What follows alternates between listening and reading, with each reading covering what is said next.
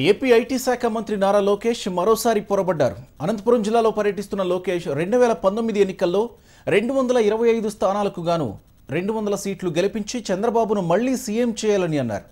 అయితే ఏపీలో 175 అసెంబ్లీ నియోజకవర్గాలు మాత్రమే ఉన్నాయి. ఈ విషయం తెలియని లోకేష్ ఏకంగా 200 స్థానాల్లో టీడీపీని గెలిపించాలని ప్రజలకు విజ్ఞప్తి చేశారు.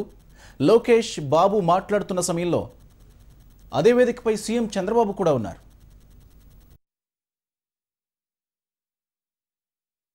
రాబోయే 2019 ఎన్నికల్లో కూడా మళ్ళీ చంద్రబాబు నాయుడు గారిని భారీ